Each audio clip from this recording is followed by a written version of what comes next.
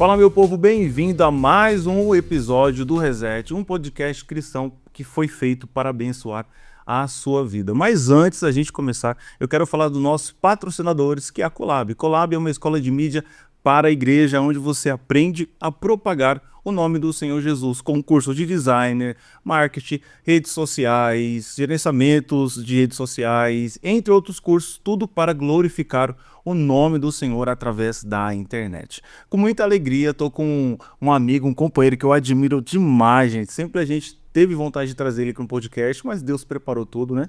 Eu estou com o Victor Barros. Palmas para eles, uma palma. Pastor, bem-vindo. A paz do Senhor a todos, paz do Senhor Luan, paz do Senhor a Alisson. Para mim é uma honra estar aqui, uma alegria poder servir. E é uma das coisas que eu mais amo fazer é servir, que é o ministério de Cristo. E eu tenho certeza que será uma tarde extraordinária, um dia extraordinário. E muita gente vai ser alcançada para a glória de Deus. Pastor, conta um pouquinho dessa história. Quem é Victor Barros? A gente vê você pregando no culto de quinta-feira. Ele que dirige, gente, o culto de quinta-feira, né? Isso. Na verdade mudou, né? Quintas-feiras agora. Agora é quarta-feira, rapaz. Tantas promessas, tantas coisas aconteceram, hein? Glória a Deus. Victor, ele é um cara muito simples, amigo de Deus. Boa. Um cara apaixonado pelo Espírito Santo, a qual Deus teve bondade e misericórdia e me alcançou, me tirou das trevas. O Victor Barros, ele é hoje, para a glória de Deus, ele é um homem casado. Eita, glória. Marina Rebelo, uma linda mulher de oração. E também é pai de um filho, Mateus, que a gente apelidou ali carinhosamente de Mateus Pentecoste. E quem conhece o Vaso sabe que ele é ligado no 220. E hoje eu sirvo a Deus aqui na nossa igreja, Idebras Itapevi, debaixo da bênção do nosso pastor presidente, pastor Samuel, pastor Ana Miriam. E estou tendo honra hoje, né, de também estar representando eles ali numa linda congregação nossa. Sou pastor ali no Jardim Rosemary 1, né, e é uma igreja que tem sido alvo ali da glória de Deus. E é isso. Esse sou eu, um amigo de Deus. Mas é recente, né, pastor, que você está sendo pastor agora, né, que tem menos de um ano? Recentemente, 8 meses, completou agora no dia 18. Legal. Né, e é uma grande experiência, primeira vez que estou Primeira pastoreando. vez, né? Até então eu era itinerante, É. né? Pregava aí onde Jesus me chamava, as portas se abriam, nós estávamos aí ministrando a palavra. Mas tudo que Deus faz, Deus sempre avisa antes, né? A Bíblia diz que Deus não faz nada sem se revelar aos teus servos os profetas. E ele falou que esse ano de 2024, na verdade, né, seria um tempo novo aí sobre nossas vidas. E temos visto os frutos para a glória de Deus. Pastor, você fala muito sobre cura e libertação. Qual é a área que o senhor domina mais hoje? Jesus me chamou muito forte desde pequeno nessa área. Né? Eu me lembro que as minhas primeiras experiências com o mundo espiritual foi ainda quando, na verdade, eu nem sabia o que era mundo espiritual, nem entendia, que foi na idade de mais ou menos 5 anos de idade. Né? Meus pais ali, na época, eram católicos. Né? Católicos, até hoje, na verdade, mas até hoje está trabalhando muito forte ali. Nós vimos ali uma grande mudança de um tempo para cá. Mas eu me lembro que, assim, eles eram católicos, mas nem aqueles católicos frequentantes, né? Frequentes. Eles iam, geralmente, quando tinha uma festa diferente, assim. E eu me lembro que com 5 anos de idade, mais ou menos, eu comecei a ver muitas coisas, ter muitos sonhos, muita visão, né? E aquilo me assustava como uma criança, gente de discernimento. E eles tentaram, de todas as formas, tentar acalmar a minha mente ali. Levaram para a igreja católica, né? Em todos os cantos, assim. Todos os cantos. Levaram até mesmo para tomar um passe uma vez. Sério? Né? Me levaram para um ambiente ali onde eu tomei um banho de ervas. Na época tinha muito, né? Era muito isso. Benzedor, sendo isso. Né? E me passaram, só que ao invés de melhorar, eu acabei piorando, né? E eu me lembro que aí onde foi a primeira experiência que eu tive com Deus, né? Com Cristo, assim, de uma forma muito especial. Aí minha prima olhou, percebeu que meus pais já tinham tentado de tudo, né? E mesmo preocupado, não melhorava. E aí minha prima, que já estava começando a frequentar a igreja cristã, a igreja evangélica, ela fez lançou um convite para minha mãe, deixa eu levar, né, o Victor, quem sabe.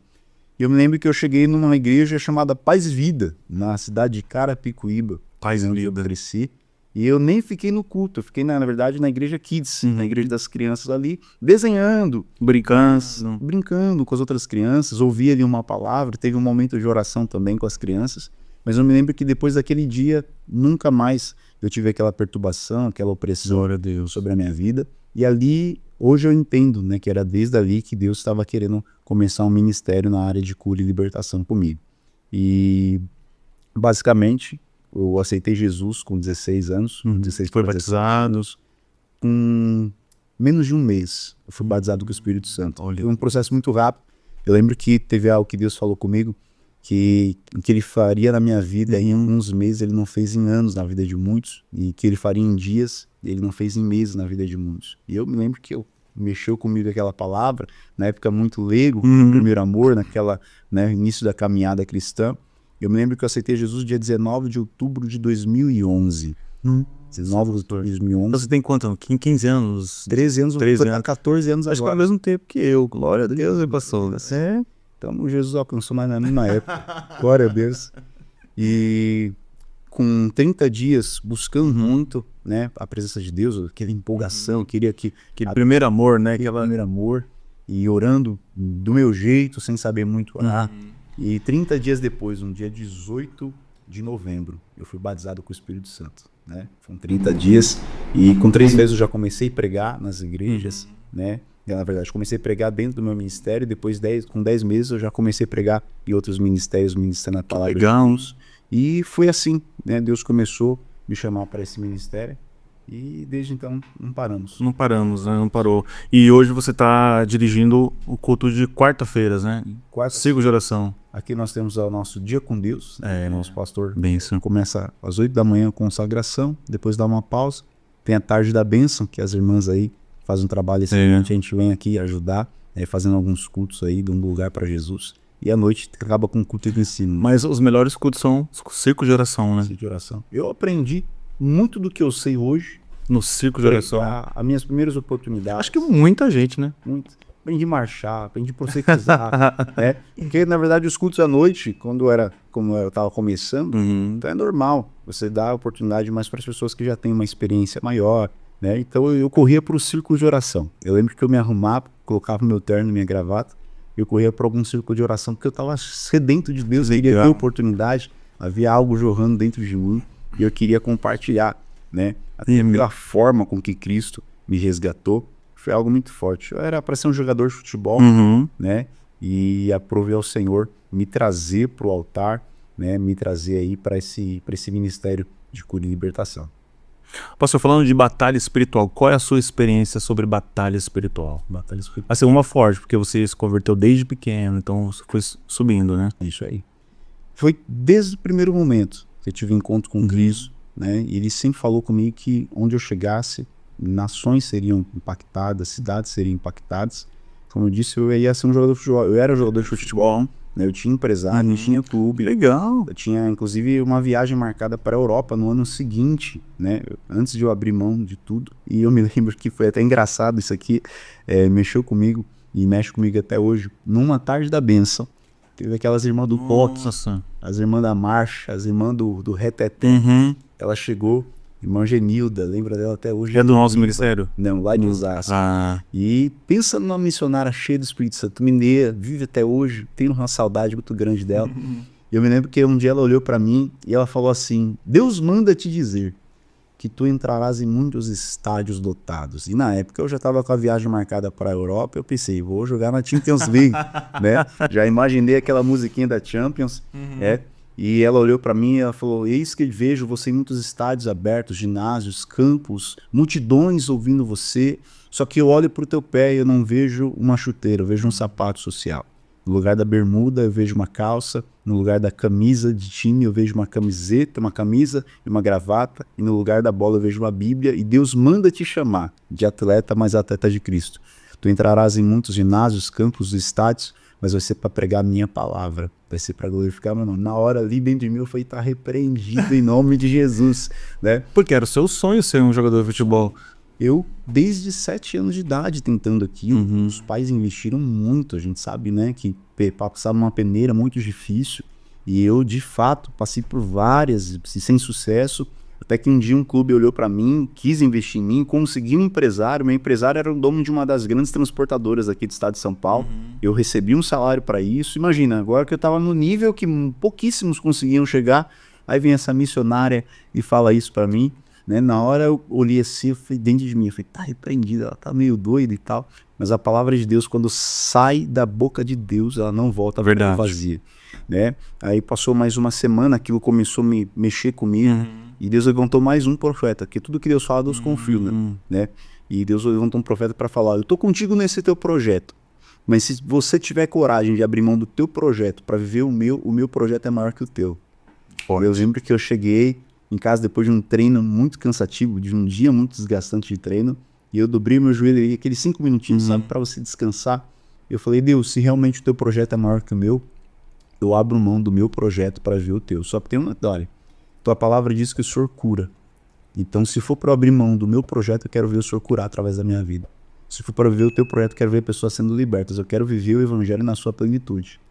E eu não quero acordar amanhã com esse sentimento do amor pelo futebol. Porque o senhor sabe o quanto eu amo futebol. Então o senhor vai ter que mexer aqui dentro. Dito e feito. No dia seguinte eu acordei. Na época eu era solteiro, morava com os meus pais. Nunca tinha acordado atrasado para ir para um treino. Você tem noção do nível quanto eu amava. Como você gostava muito, né? Eu não jogava só por profissão. Amava realmente. E minha mãe me acordando, me chacoalhando. Vitor, vai perder o horário. Eu falei, hoje eu não tô muito afim de ir, não. Tá doente? Nossa, Eu falei, não tô doente, eu só não tô muito afim de ir. E ali eu já lembrei daquilo. Da oração que você fez. A oração no dia anterior. Né? E ali começou um processo, depois de máximo 6 meses eu abri mão. Fui para mais algumas viagens e foi onde começou.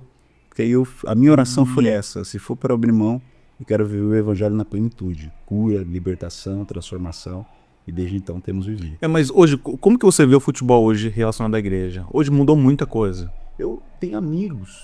Muita coisa. Jogadores de futebol, nós temos aqui O o Nilson. né, que é um grande amigo, e eu entendo que Deus vai usar pessoas em várias esferas. Sim. Nós precisamos hoje alcançar lugares que às vezes só o púlpito não vai conseguir alcançar. Correto. Precisamos de bons dentistas, e que Deus venha, né, ter essa liberdade através dessas pessoas, como instrumentos. Né? A gente entende o corpo de Cristo.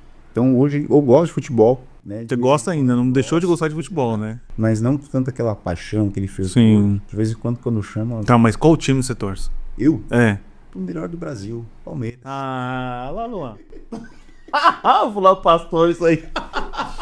Eu tô no processo. Palmeirense, varão. Palmeirense, desde pequeno, primeiro campeão mundial de 1900. Não, nem... Eu sei que é uma batalha aí muito grande que se levanta a ponta nossa, mas a vitória no final vai ser nossa, né? E eu sou palmeirense, né? E lá em casa é uma batalha, porque minha esposa é corintiana. Ixi, então dá. E meu sogro, ele é corintiano de carteirinha. Nossa. E é aquela luta, ele quer levar meu filho pro Itaquerão. E eu já falei que ele não leva meu filho pro Itaquerão sem antes eu levar ele para o Allianz Parque. Entendeu? Já levei meu filho no Allianz Parque, não para um jogo, mas só para ele conhecer. Só para conhecer como funciona. Que é interessante também, né? É um momento que a gente precisa, nós precisamos realmente. Sim. Pastor, outro assunto. Que área mais o senhor domina? O senhor domina a área de libertação, cura? Qual é a área que você domina mais também? A área que eu mais identifico é a área de cura e libertação. Minha área. Falo muito sobre finanças, falo muito sobre a parte da mente à luz da Bíblia, né? A Deus e isso. É interessante isso. Como que funciona essa questão da mente à luz da Bíblia? O livro de Provérbios, ele fala assim, tudo quanto você deve guardar, guarda o teu coração, porque dele procede a fonte da vida. Quando fala assim sobre corações ali, fala a respeito sobre o centro das emoções. E é claro, hoje com muitos estudos você identifica que o centro das emoções vem através da mente, né? E é uma batalha muito grande. Salomão, por exemplo, ele cita um outro versículo que é muito importante, muito interessante, que ele fala assim, assim como você imagina na sua alma, assim você é. Assim como você imagina na sua alma, assim você é. Hoje já existem vários estudos que comprovam isso, né? A respeito da batalha da mente. O apóstolo Paulo, por exemplo, cita isso na carta aos Efésios, que ele fala que nós precisamos do capacete da salvação justamente por conta da batalha na mente, a batalha no nosso corpo. Então é algo muito importante. E se você for perceber, hoje no século XXI, a maior parte das batalhas é uma batalha não só espiritual, mas uma batalha na mente. Pessoas hoje que sofrem com depressão, pessoas que sofrem com verdade. Com crise de pânico, doenças que até então nós nem sabíamos que existiam, mas começaram a se desenvolver, burnout, entre outras. Tem várias. Né, doenças, por exemplo, na área de que mexe com todo o sistema nervoso das pessoas. E Salomão já falava sobre isso, que a Bíblia é mais atual do que o jornal de amanhã, né, de Billy Graham. Então, é algo que é muito importante de você cuidar e você tratar. Então, hoje, por exemplo, como pastor, eu recebo muitas pessoas que às vezes estão vivendo batalhas, vivendo guerras na sua mente, guerras na sua alma, e às vezes você olha para a pessoa e a pessoa é até uma pessoa boa, uma pessoa de oração, uma pessoa que se dedica muito, uma pessoa fiel a Deus, mas ela não consegue romper, não consegue quebrar. E aí, pela área que eu trabalho, que é a área de cura e libertação, e Você consegue já perceber, entender o que ela tem. Exato, que é uma das coisas que eu mais falo hoje, inclusive na igreja, e onde eu vou, o dom que mais é necessário hoje não é nem o dom de cura e libertação, que é algo já extraordinário, mas o dom que a igreja mais precisa ter hoje é o dom de discernimento de espíritos. Verdade. Para você conseguir olhar para a pessoa e discernir se a batalha dela é uma batalha emocional, se é uma batalha física ou se é uma batalha espiritual, né? Então, nisso, quando você vai direto no foco, quando você vai direto no ponto, Na ferida dela você o consegue. diabo se quebra. Mas tem algum testemunho? Tenho vários. Conta pra gente aí que dá pra gente entender sobre cura, libertação e ciência à luz da Bíblia. Vamos lá. Tem uma das primeiras experiências que eu tive na área de cura e libertação, que assim, foi algo extraordinário. Tinha pouco tempo de crente, 2 anos de crente só. Foi quando Deus começou a me usar muito nessa área de libertação e de cura. Eu me lembro que eu fui aí fazer uma campanha ali atrás, quem conhece a região ali de Osasco, ali, Jaguaré, e era Conheço Jaguaré. a comunidade do Mutirão, né? Não sei se você conhece ali, mas era uma igreja bem simples, mas um pouco sedento por Deus. E me chamaram para fazer uma campanha. Eu me lembro que na madrugada orando, Deus me deu aquele versículo de Isaías 61, o Espírito do Senhor Jeová está sobre mim, né? Que fala sobre justamente isso, sobre cura e libertação. E eu fui fazer 7 semanas. Na época, eu pregava um dia e minha sogra, que também é pastora, pregava outro dia. né? E eu me lembro que teve uma moça que, desde o primeiro dia da campanha, ela estava lá, mas ela estava de cadeira de rodas, né? 18 anos presa numa cadeira de rodas, né? E eu me lembro que ela, no primeiro culto estava lá, no segundo culto estava lá, e Deus não me deixava tirar os olhos dela, né? No terceiro culto, quando chegou no quarto culto, eu que fui ministrar. E no momento de oração, Deus olhou para mim e falou assim, vai lá e põe as mãos sobre ela e coloca ela de pé, né? E naquele momento, eu fui até ela, naquela ousadia, naquela sede, mas ao mesmo tempo com um certo medo, né? Deus, e se ela não levantar, né? Deus falou, vai lá.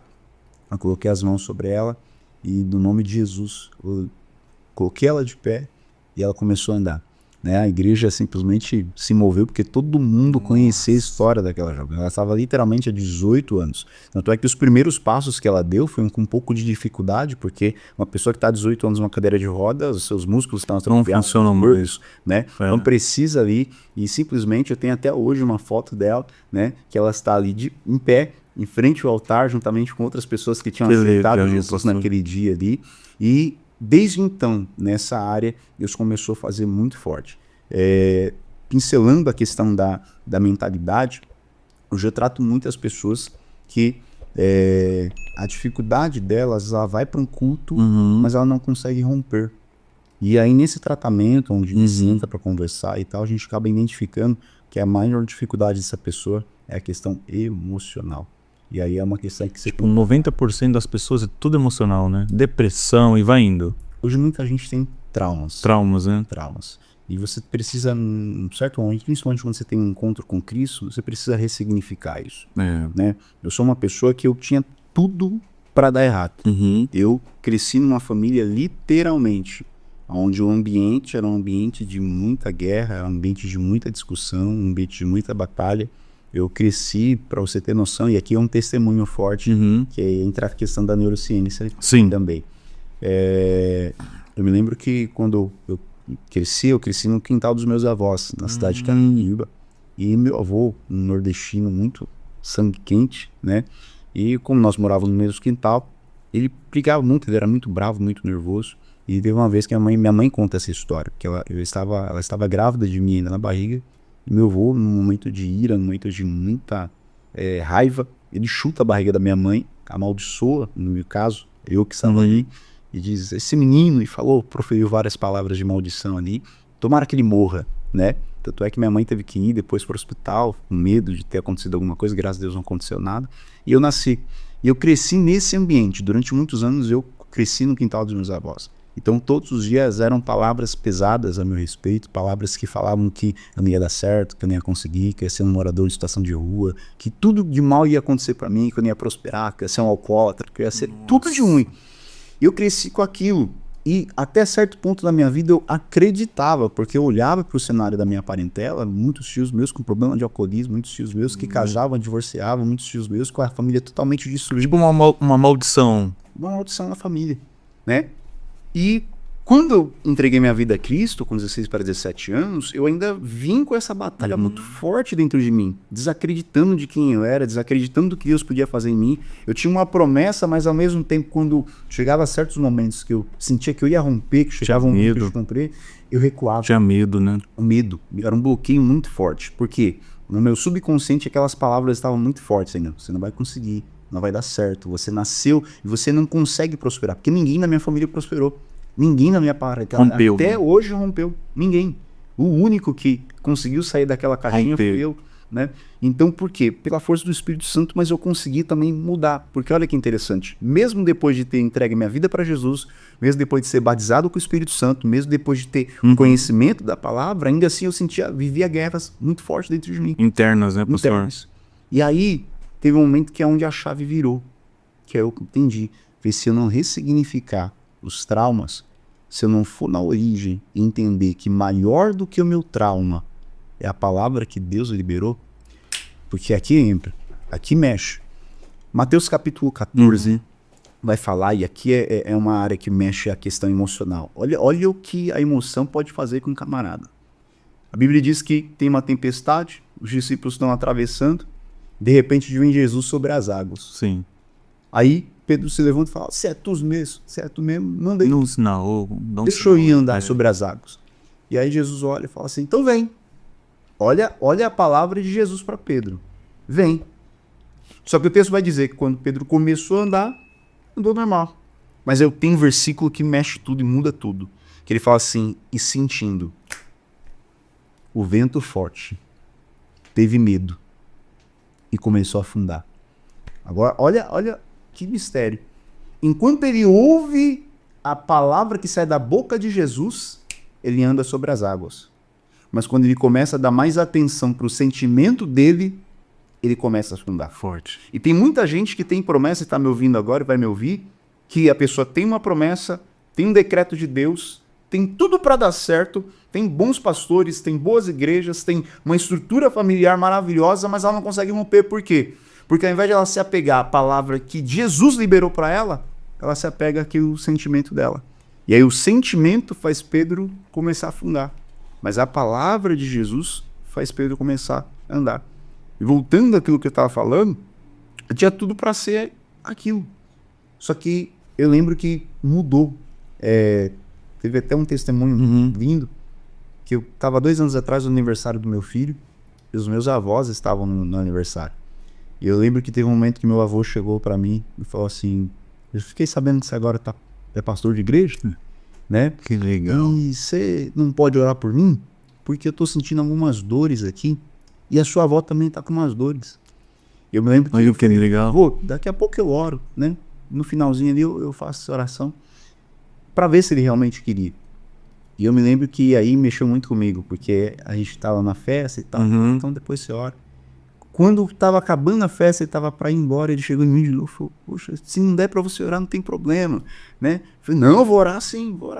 E eu levei ele para um quarto lá, que separado. Ele e minha avó, e na hora que eu orei, eu senti o Espírito Santo descer naquele lugar, e Jesus curou os dois imediatamente. E aí foi onde passou aquele filme na minha cabeça. A sua história. Porque eu tinha todas as ferramentas necessárias para olhar e dizer, você amaldiçoou a minha vida toda. Você só liberou palavras de maldição, então eu vou contribuir, vou pagar o mal com o mal. Forte. Só que aí Jesus ele nos ensina, não pague o mal com o mal, pague o mal com o bem. Justamente vai fazer a diferença. Forte. Então hoje, quando eu vou na casa dos meus avós, no interior de São Paulo, é tudo diferente. Eles, quando eu chego lá, a primeira coisa que eles falam é, faz uma oração. Todo final de ano, a oração oficial da família toda, sou eu quem faço. Porque eu podia ter pego aquele trauma, aquela guerra, aquela batalha, e falar, eu vou seguir exatamente isso. Só que eu entendi uma coisa, Se eu desse atenção ao meu sentimento, eu travava. Mas como eu dei ouvido à voz de Jesus, a gente continua prosseguindo. Forte. Então a neurociência ela trabalha muito a questão do pensamento, né? A questão do pensamento. A palavra neurociência, a questão neurológica das pessoas está sendo muito estudada hoje em dia, né? Sim. Eu vou pesquisar. Não, muito falado. Até cursos que falam sobre isso. Eu até estou fazendo um curso que fala sobre a neurociência do desenvolvimento, né? Por exemplo, numa das aulas fala a respeito da criança, na sua primeira hora, eles falam que a partir do nascimento, a primeira hora é a hora mais importante de um bebê. Chorar, né? Que além de ele chorar, ele está observando absolutamente tudo, né? Tanto é que, por exemplo, o bebê ele tem uma facilidade de adaptação que na sua primeira hora, e até então ele estava preso a um cordão umbilical, quem alimentava ele era o cordão umbilical, né? Ele se alimentava ali um pouco daquele líquido amniótico, né? Mas quando ele sai, ele tem que aprender ao mesmo tempo respirar. Na hora que ele vai mamar, ele tem que aprender também a engolir ao mesmo tempo que respira, né? E estudos mostram que, por exemplo, no primeiro dia, ele ficaria alguns segundos sem respirar enquanto ele consegue digerir. Mas a partir de 24 horas, ele já se adapta. Então, depois de 24 horas, ele já consegue beber o leite, já consegue respirar ao mesmo tempo, sem nenhum tipo de dificuldade. Então, a questão do cérebro, a questão da neurociência, do desenvolvimento, é muito importante. Muito importante, né? Sobre isso, né? A Bíblia fala bastante sobre isso. Primeiro, a gente tem que entender que tudo, absolutamente tudo, foi criado por Deus. A Bíblia diz que tudo que existe, né, foi criado por Ele. Nada do que existe, sem Ele se fez, né? Então, a própria ciência, os estudos que os homens fazem, toda a questão da estrutura que eles hoje têm, é justamente baseado na questão daquilo que Deus criou, né? O homem ele só tem sabedoria, o homem só tem saúde, o homem só tem uma estrutura, só tem uma bagagem, sim, por conta daquilo que Deus criou. Então, dá sim para você ter um equilíbrio entre as duas partes, né? Até porque tudo que hoje existe está escrito na palavra, né? Tudo que está acontecendo está escrito na palavra. Por exemplo, a geração que nós estamos vivendo, que é uma geração que é corruptível, uma geração que está longe de Deus, exatamente, uma geração que ama mais as coisas do que o Criador. Aquilo tudo a Bíblia vai nos ensinando e vai mostrando isso para nós, né? Então a neurociência é justamente o estudo da mente. A neurociência é justamente o estudo da nossa psique, né?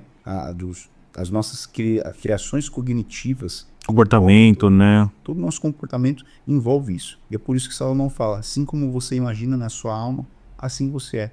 Tudo depende da nossa mente. Tudo depende do nosso coração. Tudo depende daquilo que nós estamos sentindo. E aí é onde entra a batalha, né? Porque o que o diabo tem feito hoje justamente é o quê? Ocupar a mente das pessoas, porque aquilo que ocupa o meu tempo ocupa a minha mente. Aquilo que ocupa a minha mente ocupa o meu tempo. Aquilo que preenche o meu coração. O que a Bíblia diz? Né? A boca fala do que o coração tá cheio. Então, baseado nisso, o diabo ele tem hoje criado um repertório. Exatamente. Hoje as pessoas elas já não têm mais tempo. As pessoas estão com a mente totalmente tóxicas, com a mente totalmente debaixo de muita opressão, pensamentos acelerados. As pessoas hoje elas não conseguem ficar, por exemplo, 1 hora sem o celular. Eu estava vendo uma pesquisa que saiu agora no ano de 2021, se não me falha a memória, 2024. Em 2021 saiu uma pesquisa que o brasileiro usava o celular cerca de 5 horas e meia. Já era algo muito grande. Aí saiu uma pesquisa agora mais atual, em 2024, que o brasileiro utiliza o celular cerca de 9 horas e meia por dia. Nossa. Ou seja, em 4 anos praticamente dobrou, né? Eu sei que, claro, hoje a tecnologia, muita gente inclusive usa para trabalhar. Mas se você parar para pensar, tem gente que não. Tem gente que passa o dia todo assistindo filme, jogando. Exato. E aquilo que nos alimenta vai transmitir quem nós somos. Nós vamos manifestar aquilo que nós somos, né? E isso é muito importante. Então, hoje eu trabalho muito essa questão. Então, eu busco muito o discernimento de Deus, igual eu falei, porque tem gente que tem essa dificuldade, né? Tem coisas que são espirituais. Sim. A questão espiritual, você guerreia no mundo espiritual. E a questão emocional, você guerreia no campo das emoções, né? Me perguntaram já uma vez, pastor, o que você acha de psicólogos? Super necessário. Super necessário. Hoje tá muito comum, né, pastor? Muito crente passando um psicólogo. Muito. Antigamente não precisava, todo mundo falava, mas hoje não. São dores da alma. Antigamente até As pessoas, elas tinham aquele costume de guardar pra si, né? E até onde é bom isso?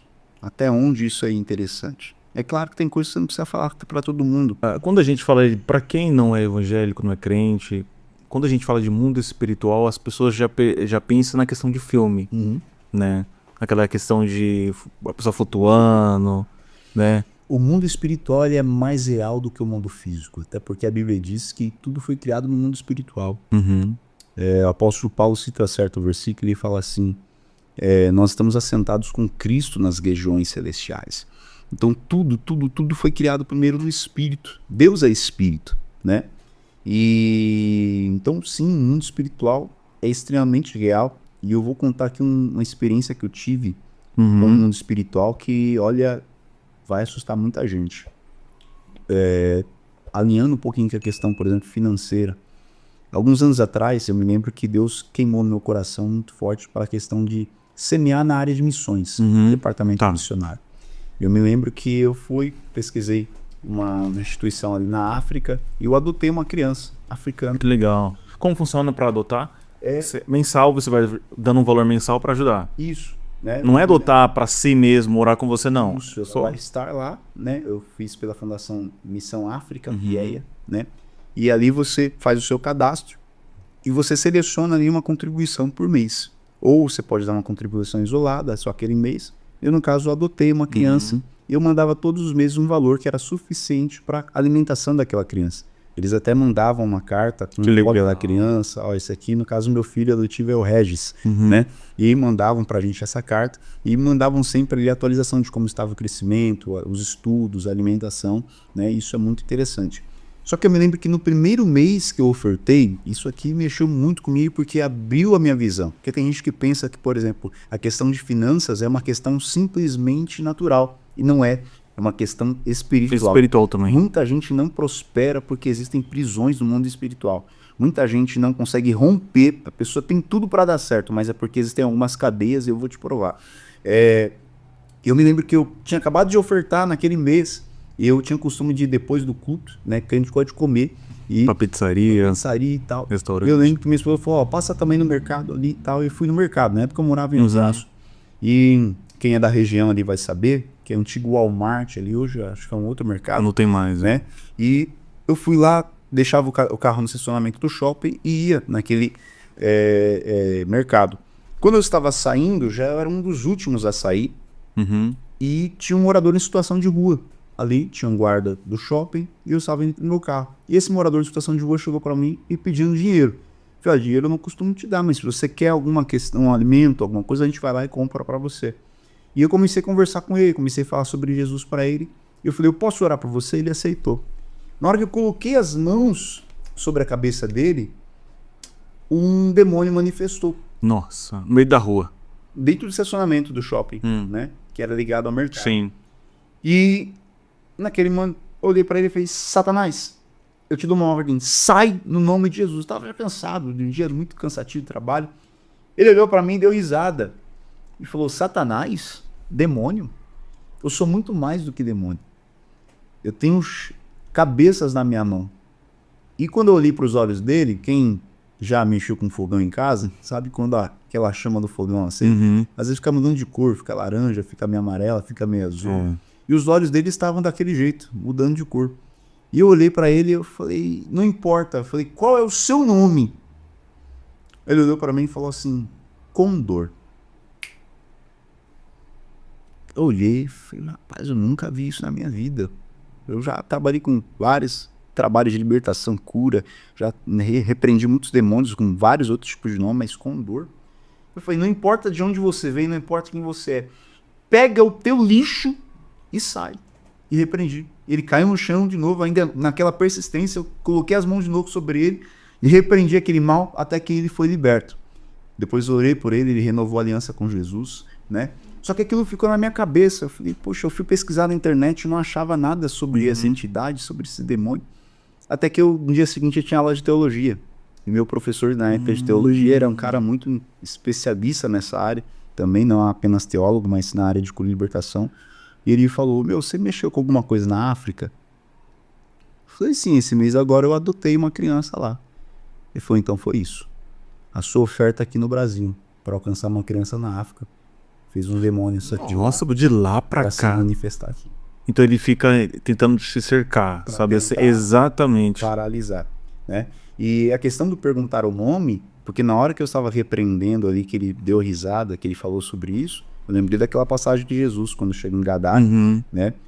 Todas as vezes Jesus expulsa demônio, não pergunta o nome de ninguém. Só sai. Especificamente nessa passagem, o texto mostra falando sobre isso. Das legiões, né? Das legiões. Jesus pergunta, qual é o seu nome? E fala, legião, porque somos muitos. Naqueles dias, legião era um grupo de soldados de cerca de 6.000 romanos, né? Então acredita que chegam cerca de 6.000 demônios aí na vida de uma pessoa. É por isso aí entra uma outra parte também de libertação. Não sei se você já teve essa experiência de pessoas que vão num culto, de repente ali há uma manifestação demoníaca, e na hora você expulsa, e aí depois manifesta de novo. E continua toda vez. Isso, e toda vez que ela vem no culto, ela manifesta. Mesma coisa. E aí eu aprendi, porque eu tive uma experiência, a primeira experiência que eu tive com o demônio foi justamente com uma legião. Nossa. Né?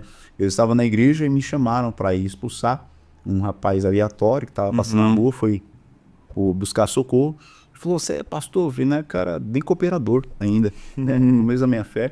E ele olhou pra mim assim e falou assim, puxa, minha mãe tá daquele jeito, o bicho pegou ela, né? Ele não sabia exatamente o que era. Eu falei, como assim o bicho pegou ela? Ele falou, meu, o negócio ruim que vocês expulsam aqui na igreja aqui, pegou ela lá. Eu falei, então vamos lá. Foi eu mais uma equipe de obreiros. Quando eu cheguei na casa dessa família, literalmente o demônio já estava manifestado no meio da sala, daquele jeito todo, braço pra trás e tal.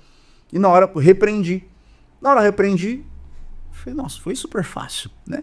E eu olhei pra essa moça e falei assim, ó, faz o seguinte, ora comigo, o sangue de Jesus tem poder. Não conseguiu orar. Não, e o manifestou de novo. Aí repreendemos mais uma vez, e aí terceira vez nós, fala de novo, o sangue de Jesus, não conseguia falar. Quando foi a quarta vez eu falei, Jesus, não tô muito crente hoje não, porque eu não tinha aquela experiência. Até cansa, né? Até cansa. E os irmãos que estavam comigo também estavam meio assustados, e na época ninguém tinha uma experiência assim com legião. E eu olhei e falei, irmão, faz o seguinte, vai pra igreja no próximo culto, né? Que aí lá a gente faz uma oração mais forte, eu vou deixar ela aqui. Repreendi pela última vez o demônio e não acabei não fazendo, né? Eu tinha, acho que 1 ano e pouquinho de crente, né? Não tinha aquela experiência. Sim. E depois, tendo as experiências com o mundo espiritual, eu aprendi que quando se trata, porque tem demônios que operam sozinho, e tem demônios que trabalham com legiões. E Satanás, ele é muito organizado. Né? À toa que a Bíblia diz que os filhos das trevas são mais prudentes que os filhos da luz. Né? Então, eles trabalham com muita organização. E quando há uma legião, sempre vai ter um chefe, sempre vai ter um cabeça.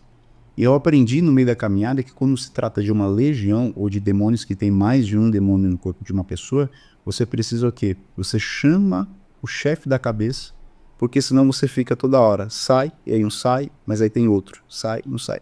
Quando você chama o chefe da cabeça, que Jesus nos ensina, ele perguntou qual é o seu nome? Legião, que nós somos muitos. E aí Deus dá uma ordem para ir para os porcos. Né? Então a batalha espiritual ela tem até isso, que a gente precisa ter esse conhecimento. Porque senão a própria pessoa também que está possessa, está passando por aquela batalha espiritual, sofre muito, né? Ela sofre, né? Porque a pessoa se pergunta, poxa, até quando que eu vou ficar sentindo isso? Não, se a gente soubesse um pouco mais sobre essa área de cura e libertação, muita coisa seria resolvida. Mas a questão do espírito que você expulsou no estacionamento, você conseguiu descobrir quem era? Então, ou um pouco da história? Esse condor, até onde eu identifiquei, era africano, né? Um demônio que opera na África, né? E ali ele tem uma certa força, né? Tanto é que quando eu fui expulsá-lo, que ele falou assim, ó, eu não sou demônio, eu tenho muitas cabeças na minha mão. Então, é como se fosse uma força demoníaca, como se fosse uma entidade que de fato tivesse uma autoridade mais alta. Patente mais alta do que o outro. Manifestou por quê? Foi justamente aí a importância que eu falei que a questão da oferta, ela não é só uma questão natural, mas é uma questão espiritual. Foi justamente numa época onde eu comecei a prosperar muito. Nossa, entendi. Porque quando eu comecei a ofertar, quando eu comecei a semear em missões, simplesmente minha vida financeira ela mudou. Mas ao mesmo tempo veio essa batalha. Porque aí eu compreendi que uma semente... Porque assim, a prosperidade, ela não é apenas um desejo do homem. A prosperidade, ela é uma ação divina, mas ela não é uma decisão divina. Como assim? Vamos voltar lá. A prosperidade, ela é uma ação divina, mas não uma decisão. Por quê? Quem libera a prosperidade é Deus. Isso nós não temos dúvida. Mas Deus dá-nos a autoridade e a escolha da gente decidir se a gente quer ser próspero ou não. Deus simplesmente, eu dou alguns exemplos. Por exemplo, o apóstolo Paulo, quando escreve a carta aos Coríntios, que é um dos textos geralmente que a gente mais usa na administração de oferta, o apóstolo Paulo ele vai dar uma chave ali. E para quem está ouvindo, essa chave mudou minha vida. Porque o apóstolo Paulo fala assim, aquele que semeia pouco, pouco você fará. Pouco você fará. Aquele que semeia abundância, abundância você fará. Até aí, parece um texto simples, a gente sempre ouve e tal. Mas em outras palavras, o que Paulo estava dizendo é, Deus acabou de entregar a chave na tua mão, você que escolhe. Você já sabe, se a semente for pequena, você já sabe o que você vai colher. Se a semente for uma semente maior, você já sabe que você vai colher proporcional ao que você está entregando. Você está entregando. É tão forte essa questão da semente, por exemplo, que no Gênesis 1, Gênesis 2 vai falar sobre o posicionamento do homem. Quer ver? Manda lá. Gênesis 1. Você vai pegar Gênesis 1 e quem é dessa época vai lembrar. Gênesis 1, quando Deus vai falar sobre a criação, Deus ele dá alguns ensinos importantíssimos nessa área. Por exemplo, ele vai falar primeiro sobre projetos. Criou Deus os céus e a terra estava sem forma vazia. Tudo no começo é assim. No começo do casamento era meio sem forma, sem vazio. De um projeto de uma família, no começo de uma empresa, você não sabe se você vai começar online, se você vai alugar um espaço, se você... Do jeito que você vai começar pelo WhatsApp, tudo no começo é sem forma e vazio. Só que logo em seguida, o texto vai dizer assim, a terra estava sem forma vazia, mas o Espírito pairava sobre a face das águas. E aí está um segredo chave, porque muita gente busca parceria, é correto buscar, muita gente busca auxílios e é correto buscar, mas a primeira coisa, a primeira chave que precisava ter para dar certo é o Espírito Santo estar presente. Boa. Por quê? A palavra pairar ali significa o Espírito Santo se envolvia. Porque nenhum projeto dá certo se o Espírito Santo estiver envolvido. Aí tem uma chave que mudou minha vida. Gênesis 1, verso 3. Que aí o texto vai dizer. Primeiro, verso 1. Até criou Deus os céus e a terra. E a terra sem forma vazia. Verso 2. A terra estava sem forma vazia. E o Espírito do Senhor pairava sobre a face das águas. Aí o verso 3 chega. E disse Deus, haja luz. Criou a luz. O que é o haja? O haja é o start. O haja é o milagre. O haja é o que todo mundo espera. Alguém vem para o culto esperando o quê? O haja de Deus. Para quem está enfermo, o haja de Deus é a cura. Para quem está passando uma situação financeira difícil, o haja de Deus é a provisão. Para quem está passando uma situação difícil no casamento, o haja de Deus é uma restauração. Todo mundo quer o haja. Mas você percebe que o haja só vem no verso 3, porque primeiro teve o verso 2 antes? Como assim, pastor? Só tem o start de Deus, só tem o haja de Deus, só tem o milagre de Deus para quem está envolvido com o Espírito. Boa, hein? Sabe qual é o nosso problema e o problema dessa geração? É que muita gente só quer o haja. Muita gente só quer o milagre. Muita gente pensa que o milagre é delivery. É só chegar, o pastor vai colocar a mão e vai resolver. Só que Deus não libera milagre para quem não se envolve com o Espírito. Deus não libera projeto grande, projeto consistente para quem não se envolve com o Espírito. E é por isso que muita gente só quer vem para o culto querendo haja. E no haja nunca acontece. Quer ver? Eu vou te provar na Bíblia. Ezequiel capítulo 47. Fala sobre a restauração de Israel, restauração do templo, restauração, né, de todos o povo ali de Israel. E você vai perceber que capítulo 47, verso 1 vai dizer que, a partir do verso 1, vai falar a respeito de um varão que tinha um cordel de medir. E media 1000 côvados. 1000 côvados dá mais ou menos 500 metros. Aí, o côvado seria? A medida mais ou menos do cotovelo até a ponta do braço. Né? Daria mais ou menos 500 metros. 50 centímetros, 46 centímetros. Aí, algo que mexe por quê? Primeiro que o varão é o mesmo. A medida é a mesma, 1000 côvados. E a medida sendo a mesma fala a respeito de constância. Porque tem muita gente que quer as coisas, mas não é constante. Salomão fala sobre isso. A inconstância mata. Tem muita gente que numa semana tá bem, na semana seguinte não gera fruto. A pessoa na segunda-feira tá bem, na terça-feira não tá. É inconstante. E é uma pessoa que não progride, né? Então, primeiro, o varão é o mesmo, o profeta é o mesmo, a medida é a mesma. Só que o texto vai dizer que na medida que ele vai entrar, olha o cenário. Ao redor do cenário o mar é um mar onde os peixes estão mortos, não tem peixe. As árvores estão mortas, não tem fruto. Ou seja, um cenário de escassez. Só que quando o profeta entra, a primeira medida é da onde? No tornozelo. O cenário muda? Não. Não. O cenário continua o mesmo. Mais 1000 côvados, água no joelho. O cenário muda? Não. Não muda, não? Não muda. Aí mais 1000 côvados, águas na A cintura. cintura. O cenário muda? Começa a mudar. Não muda. Não muda? Não muda. Sabe quando vai mudar o cenário? Tá no texto. Quando o profeta mergulha, que ele diz, agora eram águas que só dava para passar nada. Aí o texto vai dizer, quando ele mergulha, aquele mesmo varão que estava medindo, ele falou, e tornou-me a trazer para a margem. Aí sabe o que aconteceu no cenário? Onde não tinha peixe, começa a ter peixe. Onde as árvores eram secas, começa a ter fruto, e o texto vai dizer que até as folhas dela iam servir de remédio. Por que tem gente que não vive milagre? Porque só vem pro culto e molha o tornozelo. Não mergulha. Porque tem gente que vem pro culto e molha o joelho. Foda. Tem gente que até chega com a água na cintura. Sabe aquele culto, sei lá, nossa, Ou ele não que mergulha. culto. Nossa, forte. Mas é por isso que muita gente não consegue romper, porque a questão não é você só se molhar, a questão é você mergulhar. Mergulhar, cara.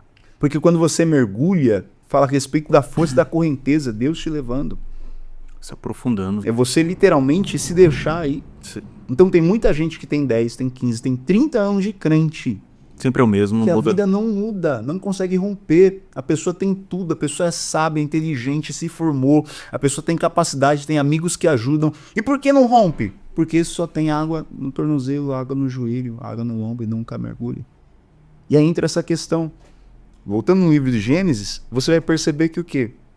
Deus, ele vai trabalhando com essa essência do envolvimento com o Espírito Santo. Aí quando ele começa a fazer a criação, aí mais um ponto. Dos 6 dias da criação, porque no 7º Deus descansou, Deus separa 3 dias só para organizar. Porque, pega isso aqui, Deus não libera palavra de multiplicação sem antes liberar uma palavra de organização. Vou repetir. Repete. Deus não libera palavra de multiplicação sem antes liberar uma palavra de organização. Te provo na Bíblia. Manda bala. Deus passa 3 dias só organizando o cenário. Separa águas de água, separa águas de firmamento, água que fica em cima, água que fica embaixo. Para depois olhar para a terra e dizer, terra produza. A partir do 4º dia. Vamos lá para o Novo Testamento? A primeira multiplicação dos pães e dos peixes. A Bíblia diz que tinha 5.000 homens, fora mulheres e crianças. Tinha 5 pães e 2 peixinhos. Aí Jesus olha, primeira coisa que Jesus vai falar. Imagina a logística para 5.000 homens, fora mulheres e crianças. Alguns estudiosos falam que é mais de 12.000 pessoas. É. Agora, como que você vai para alimentar esse povo? Não, muita gente. Agora Eu não imagina. tenho nem noção. Se hoje já é difícil, É, muito mais difícil. Imagina aquele tempo. imagina aquele tempo. A primeira coisa que Jesus fala para os discípulos é: organiza, faça-o sentar em grupo de 50 e 50. E 100 e 100. Organização. Só depois o povo está sentado, organizado, é que Jesus vai dar graças, partir o pão e dividir entre os discípulos. E os discípulos serviam a multidão. Porque tem muita gente que quer a multiplicação, mas não quer se organizar. Tem muita gente que quer romper, mas não quer se organizar. Tem muita gente que quer... Isso é para qualquer área da vida. A pessoa tem uma promessa. Vou ser um pregador. Vou andar os 4 cantos do mundo. Tem gente que não tirou nem o passaporte ainda. Ainda, exatamente. Como que vai viajar os 4 cantos dela? Se o mínimo, se o básico a pessoa não faz. Então, 3 dias, ele passa só organizando o cenário para assim depois dizer: terra, produza. A palavra produzir ali no hebraico é a palavra yatzas, que significa extrair de dentro para fora. Aí já é uma senha. Tem coisas que a gente fica esperando às vezes do lado de fora, que Deus já nos colocou do lado de dentro. Forte. É por isso que o apóstolo Paulo fala assim para Timóteo: desperta o dom que há em ti. Não é algo que vem de fora. Por isso tem muita gente que está com o projeto travado porque está esperando ajuda de A, ajuda de B. E a palavra é: primeiro você começa. Depois você melhora, né? A Bíblia diz que Jesus, Forte, hein? que Deus cria todo o cenário. Aí se você for perceber, pra gente encerrar esse tópico, ele cria todo um cenário em Gênesis 1, e você vai perceber que a criação de Gênesis 1 é muito... Ele fala como se você estivesse na velocidade 2 do WhatsApp, né? Criou Deus, os céus e a terra, Rápido criou. forma vazia. Cria, foi criando. Liberava e acontecia. Só que quando você vai pro capítulo 2, Deus revelou isso para Moisés, o Pentateuco para Moisés, é como se... Quem lembra daquela época lá, vai lembrar que tinha aquela fita cassete, que você tinha que rebobinar, né? E se você não rebobinasse e entregasse para a locadora, você tomava multa ainda. Exatamente. É verdade? E é como se em Gênesis 1 Deus acelerasse, mas em Gênesis 2 é como se Deus rebobinasse a fita e começasse a dar detalhes que em Gênesis 1 ele não dá. Tanto é que quando você abre a Bíblia em Gênesis capítulo 2, você vai perceber Deus dizendo: plantou Deus um jardim no Éden, e plantou Deus as árvores frutíferas com sementes. Os animais. Só que aí um versículo que mexe muito comigo, que está a partir do verso 5. Quer ver? Capítulo 2, verso de número... Olha o que o verso 5 diz. Toda planta do campo ainda não estava na terra. Olha aqui. Deus já tinha colocado o jardim, já tinha colocado tudo. Toda planta do campo ainda não estava na terra, e toda a erva do campo ainda não brotava, porque ainda o Senhor, esse aqui é o segredo, porque ainda o Senhor, Deus, não tinha feito chover sobre a terra, e não havia homem para lavrar a terra. Vamos lá? O cenário está preparado, o jardim está preparado. E por que ainda não está dando fruto? Porque falta o posicionamento do homem. Tem porta que já está aberta. Pastor, e por que eu não acessei? Porque você tem que empurrar a maçaneta. Tem coisa na nossa vida que Deus olhou e falou assim: eu já liberei. Eu só estou precisando de um posicionamento. Tem muita gente que tem promessa de Deus, que tem potencial, que tem os talentos naturais e os dons espirituais. Só que ele não está entendendo. Deus já preparou o ambiente. Por quê? Antes de Deus te dar a posse, Deus te dá primeiro o acesso. Antes de Deus te dar a posse, Deus te dá primeiro acesso. Lembra de Davi? Forte, hein? Davi, ele tinha uma promessa, rei de Israel. Só que quando ele foi ungido, 1 Samuel 16, ele não vai direto para o trono. O que aconteceu? Ele volta para pastorear a ovelha. Passando alguns dias, Saul começa a ficar perturbado e ele chega e fala: preciso de alguém para tocar harpa. Chamam quem? Davi. Era Davi acessando um ambiente onde um dia Deus daria a ele para ele conquistar. O que aconteceu com Israel? Uma promessa da terra prometida, uma terra que manda leite e mel. O que primeiro Moisés fez? Mandou 12 espias. Porque primeiro você pisa a terra, primeiro você acessa, depois você toma a posse. É por isso que fica na minha cabeça, às vezes muita gente que tem tudo para romper. Por exemplo, Deus falou que vai me dar uma casa própria. A pessoa não acorda num sábado de manhã, não pega a esposa, não pega os filhos, pesquisa, não vai andar. Não vai a um terreno. Aí a pessoa fica pensando que vai cair do céu. Não vai cair do céu. Porque antes de Deus te dar a posse, Deus te dá o acesso. Está aqui no texto. A terra não brotava. Toda a planta do campo ainda não estava na terra. Por quê? Deus já tinha liberado a palavra. Deus já tinha olhado para a terra e dizendo: terra, produza. Em outras palavras, é como se a terra tivesse assim: eu estou agoniado, eu preciso produzir. Porque ninguém que tem uma palavra de Deus na vida fica do mesmo jeito. Todo mundo que tem uma palavra que Deus liberou sobre ele, a Bíblia diz, a palavra ela cai na terra, assim como a chuva, assim como a neve, ela não volta para Deus vazia. Então quem recebeu uma palavra de Deus, mais cedo ou mais tarde, ele tem que gerar algum fruto. Exatamente. Então imagina a terra. Deus liberou uma palavra sobre a terra, produz a terra. Aí a terra dizendo: Deus, eu quero produzir, mas está faltando um homem se posicionar. Exatamente. Boa. Se eu te falar, e falar para quem está me ouvindo, que tem coisa que Deus já liberou. No plano espiritual. Pastor, o que é isso? Bíblia. Primeira carta aos Coríntios, capítulo 2, versículo de número 9.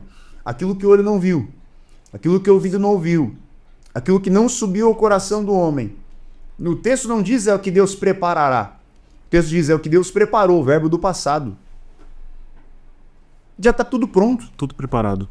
O que nos falta é acessar. Mas como a gente acessa? O posicionamento. Se envolver com a promessa.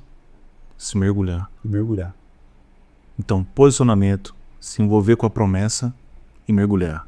É você saber que você tem uma palavra. O que você tem feito, o que as pessoas têm feito mediante a palavra que você recebeu de Deus. Porque tem muita gente que vem pro culto e fala: eu preciso de uma palavra. Tá, ok, todos nós precisamos. Mas a palavra de Deus, ela sempre causará um efeito. O que nós temos feito com a palavra que a gente recebe de Deus? Tem gente aqui que tá me ouvindo, que a pessoa já recebeu tanta profecia. Eu vou te levar para as nações. Tanta profecia, eu vou te fazer grande. Uhum. Tanta profecia, você vai ser feliz, eu vou te usar e tal. Mas aí a pessoa chega em casa, ela não trabalha em cima da palavra que ela recebeu. Aí a primeira coisa que ela faz, chega em casa, é ligar uma televisão. E nada contra, tá? Eu tenho televisão em casa também. Realmente é isso mesmo. Só Senta que- lá, fica assistindo filme. Ou Netflix, celular. Tem uma palavra dizendo, eu quero trabalhar. Só que a pessoa simplesmente se acomoda. Quer ver? Vou contar um testemunho meu. Manda bala. Esse tempo eu tava pregando, falava, sou posicionamento. Aí o Espírito Santo virou comigo assim, dezembro agora, de 2024. E o Senhor falou pra mim, você fala tanto sobre posicionamento, sobre pregar para as nações e tal, tem uma promessa na sua vida que você vai viajar as nações pregando, mas você não tirou nem seu passaporte. Na hora, Alisson, eu entrei no site da Polícia Federal, Já solicitou. cadastrei. Na mesma 10 minutos depois, que é o tempo de emitir, O boleto lá, você paga ali, o Pix. Pix já era, na hora. Já tem Já agenda. consegui agendar. Na mesma semana, antes do Natal, eu fui lá na Polícia Federal. Rapidinho. Fiz a biometria, fiz tudo certinho. Quando foi dia 3 de janeiro, meu passaporte já estava liberado. Aí, que legal. Porque Deus olhou e falou assim, você está pronto, mas não se posicionou. Então, tem portas que já estão liberadas. Já estão liberadas. Tem coisas que Deus já te capacitou. Deus olhou para Josué e falou assim, ó, levanta-te, pois agora, e faça tu e esse povo entrar na terra. Porque a palavra já estava liberada. Então não é verdade que quando os espias de Josué foram ver de novo a terra, que aí agora não são mais 12, são agora Josué manda 2, o que está acontecendo com a cidade de Jericó? Tá tudo fechado. Porque o povo tá com medo. Porque o próprio povo da terra sabia. A terra é deles. Tem hora que o próprio adversário já viu o potencial já de você, sabe, exatamente. que nem você enxergou. É por isso que Faraó, nos dias de Moisés, o que o texto vai dizer? Êxodo capítulo 1. O texto vai dizer que Faraó oprimiu o povo. Isso aqui é forte. Forte. Oprimiu o povo com medo do quê? Do povo se levantar Contra ele, não é? contra ele, mas assim, fazer uma aliança com as outras nações, de texto, para se rebelar contra Faraó. Porque Faraó já tinha visto um potencial em Israel que nem Israel viu. Faraó tipifica Satanás. Então Satanás está olhando, e é por isso que talvez essa pessoa hoje aí, ela está vendo essa batalha, essa opressão, essa guerra, porque simplesmente o diabo já viu nela um potencial que nem ela mesma enxergou. A pessoa olha todo dia no espelho e acorda e vê um derrotado. Volto a dizer, assim como você imagina na sua alma, assim você é. Não é sobre lei da atração, não é isso. A lei da atração, na verdade, eles só estão pegando a Bíblia e aplicando. E aplicando. Porque tudo isso já estava na palavra de Deus. Assim como você imagina na sua alma. Assim como você é. O que Jó fala? O que eu mais temia me aconteceu. É. De tanto pensar, Acaba atraindo pra ela. você atrai, pô. Entendeu? Você cria um ambiente no seu subconsciente, entendeu? Por exemplo, a pessoa fala, eu quero comprar um carro preto. O que começa a acontecer? Dia seguinte. Então, Parecer só o carro. Isso é verdade. Já aconteceu comigo. Um carro novo. Nossa, que carro bonito. Aí a gente que é crente, Que carro bonito. Aí do nada um monte. Nossa, todo mundo tá comprando esse carro. aí a gente até espiritualiza já. É Nossa, verdade. Deus tá revelando. Literalmente é isso mesmo. É porque os carros pretos estavam todos lá. Mas a gente não estava prestando tanta atenção. Mas a partir do momento que gerou um desejo dentro de nós, o nosso subconsciente ele está em alerta para aquilo. Tanto é que o algoritmo hoje das redes sociais elas trabalham em cima disso. Exatamente. Na medida que você vai consumindo aquilo, mais ele vai mandando para você aquele mesmo conteúdo. É. Então o algoritmo é algo extraordinário. Porque eles conseguiram entender como funciona o nosso cérebro. É por isso que as pessoas hoje elas pegam o celular e falam, vou passar 10 minutos, daqui a pouco quando vê ela já está 2 horas. Por quê? O subconsciente já está mandando aquela informação. Então, isso é algo extraordinário. Então, posicionamento. Boa palavra, pastor. Então, mas então a ciência à luz da Bíblia trabalha basicamente dessa forma de olhar, né? Olha o que Paulo fala. Não vos Romanos capítulo 12, verso 2. E não vos conformeis com este mundo, mas transformai-vos pela renovação do vosso entendimento, para que experimenteis qual seja a boa, Perfeito. agradável e perfeita vontade de Deus. Vamos esmiuçar o versículo? E não vos conformeis, posicionamento, com este mundo, mas transformai-vos. Não é que Deus vai transformar, ele fala transformai-vos. Primeiro você, né? Responsabilidade, porque hoje é muito fácil transferir para as outras pessoas, ou transferir até mesmo para Deus. Quer ver? Efésios, revestir-vos. A gente fica às vezes falando, Deus, me reveste. Tá errada essa oração? Não. Mas se você for à luz da Bíblia, o papel de posicionamento para se revestir não é de Deus, é nosso. Buscar. Revestir-vos de toda a armadura de Deus. E aí ele vai destrinchar à luz de uma armadura romana, capacete da salvação, couraça da justiça, cinturão da verdade, sandálias da preparação do evangelho da paz, escudo da fé e espada do Espírito. A responsabilidade de blindar a mente é de quem? Nossa, né? A responsabilidade de blindar nossas emoções. Nossa, também. A responsabilidade de carregar a verdade. De vigilância, o ambiente que você está. O lugar que você pisa. O que você fala. É a preparação. É o posicionamento. Então, às vezes a gente terceiriza para Deus porque aparentemente é mais fácil. Só que Paulo vai dizer, não vos conformeis com esse mundo, mas transformai-vos. Não é o papel de Deus ir lá e falar assim, ô filhinho, vai. É a gente que tem que acordar e falar assim, de madrugada eu vou dobrar meu joelho agora. É a gente que tem que separar, organizar o nosso dia para simplesmente abrir a Bíblia e falar assim, eu só saio daqui. Exatamente. Quer ver? Ah, pastor, mas eu trabalho muito. Chega tarde, cansado, vem só pra igreja no domingo, realmente acontece muito isso, né? Josué capítulo 1. Medita na lei de dia. E de noite? De dia. O que é o dia para nós? É o momento que a gente já descansou. A gente tá renovado nas nossas forças. Quando acorda, né? Que a gente tá com força. Com força. O que é a noite? Descanso. Desgaste. O dia cansaço e tal. O que Deus tá falando para Josué é... Isso. Medita na palavra, não só quando você estiver bem. Quando estiver mal. Mas medita quando você estiver cansado também. É. E a questão da influência é poderosa. Quer ver? Salmo 1. Bem-aventurado o varão que não anda segundo o conselho dos ímpios, nem se detém no caminho dos pecadores, exatamente. Nem se assenta na roda dos escarnecedores. Percebe um degrau de declínio aqui?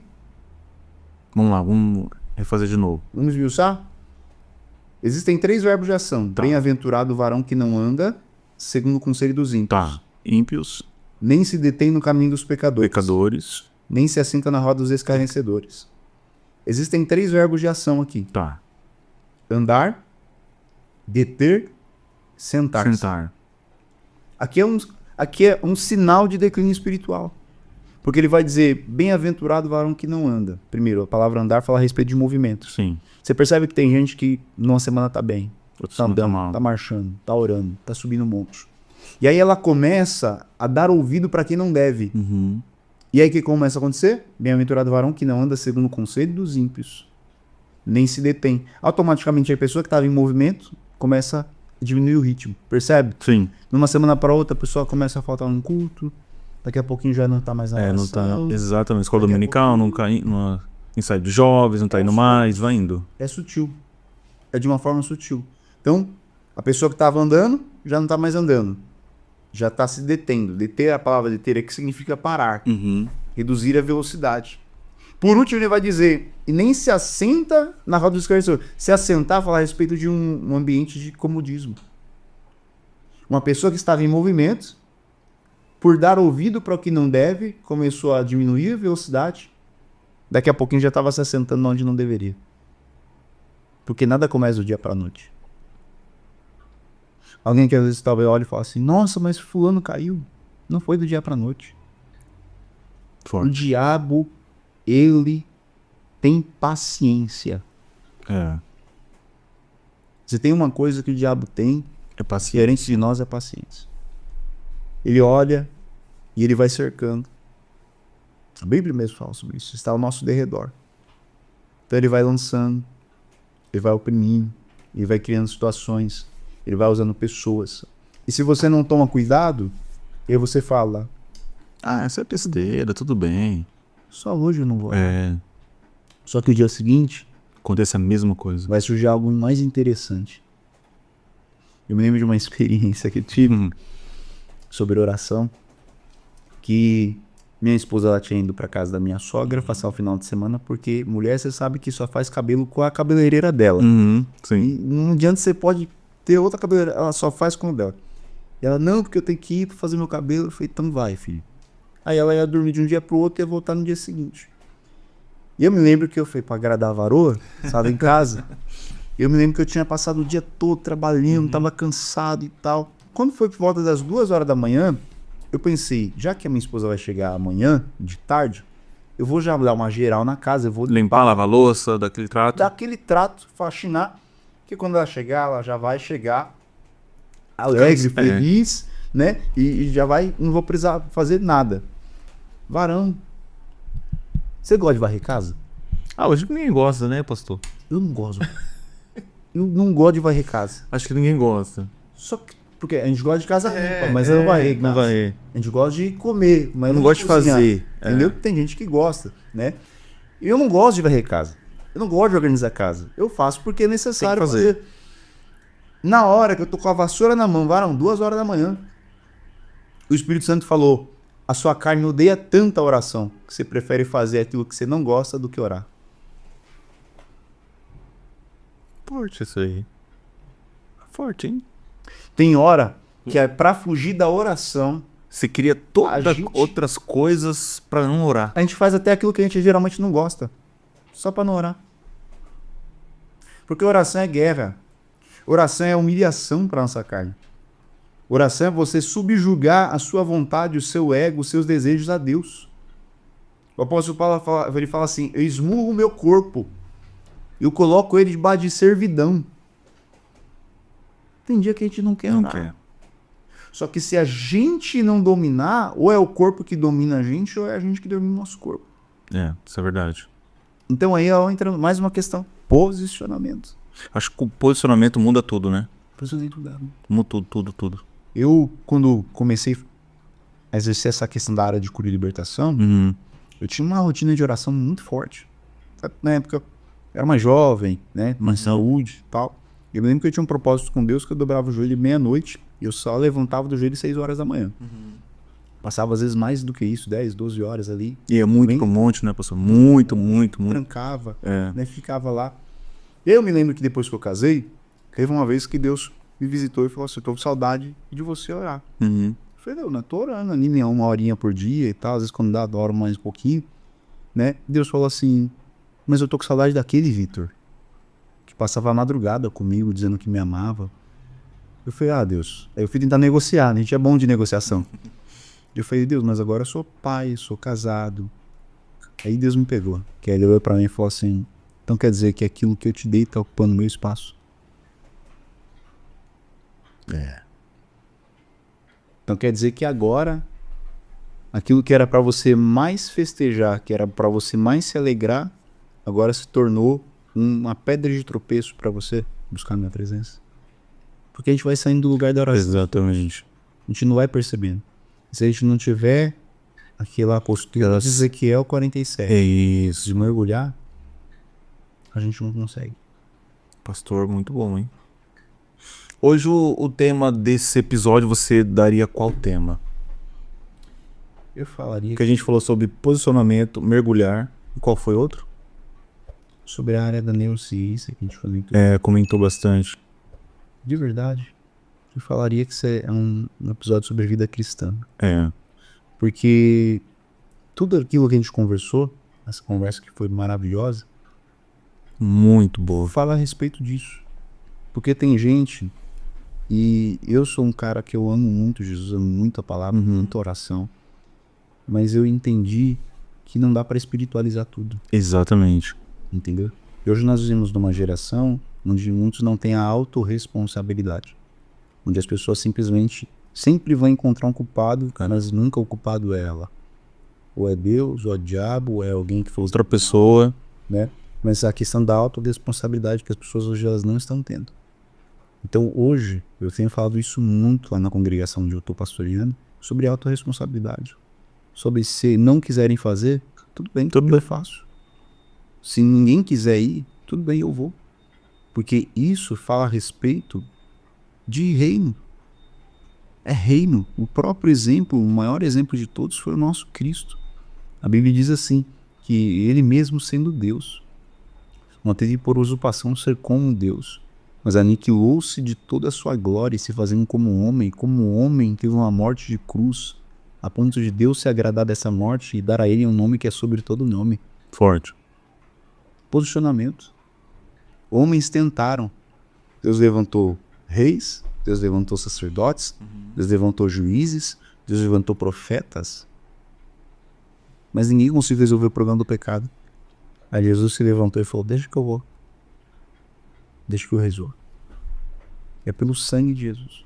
Então, as pessoas elas precisam compreender isso, Atos. Posicionamento. Uma pessoa posicionada muda tudo. Uma pessoa posicionada Muda tudo, né? Ela é próspera, tem bons pensamentos em si mesmo, né? Nosso pastor presidente, ele sempre cita os 3 Ds. Decisões decidem destinos. Isso é uma verdade. Então, a Bíblia, ela não tem erro. Gálatas escreve e fala assim, não erreis, Deus não se deixa escarnecer, tudo que o homem plantar, isso ele colherá. Então, é tudo uma semente. Então, as pessoas, elas estão vivendo aquilo que elas são. Vou falar de novo. Depende. As pessoas estão vivendo aquilo que elas são. O lado nosso externo só manifesta aquilo que é interno. Forte, hein? As pessoas estão vivendo aquilo que elas são. As pessoas, elas ofertam o que elas são. As pessoas servem aquilo que elas são. As pessoas falam aquilo que elas são. Tudo que manifesta do lado de fora de alguém é aquilo que está do lado interno dela.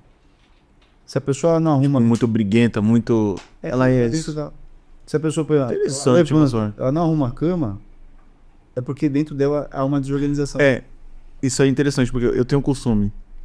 Quando eu era solteiro, a gente fazia mais isso, porque às vezes eu acordo mais cedo e ela deixa ela dormindo. Mas quando eu estava solteiro, eu tinha o costume de acordar. Eu tava louco pra ir no banheiro. Eu não conseguia ir no banheiro. Eu acordava, já dobrava a cama. Primeira coisa. Hábito. É primeira coisa, pastor. Acordava, dobrava a cama, aí sim ia banheiro, tomar banho, escovar o dente. Eu não conseguia acordar de ideia, deixar tudo bagunçado e sair pra trabalhar. É o hábito. É o hábito. É o posicionamento. Então, uma pessoa antes... Ninguém pode perceber.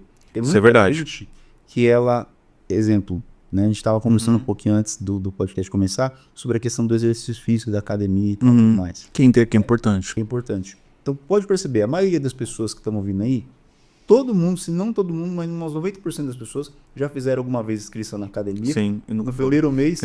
Foi só um dia, nunca... E começa aquela vida fitness. Posta no Instagram, compra tudo, compra tênis, sapato, compra comida. Deu uma semana, deu um mês, não consegue. Por quê? A questão não é a mudança externa. Primeiro você tem que começar do lado de dentro. Se você não trabalhar primeiro o lado de dentro, você não consegue. Hoje a psicologia ela fala que para você criar um novo hábito e de fato conseguir mantê-lo, demora cerca de 21 dias, 3 semanas.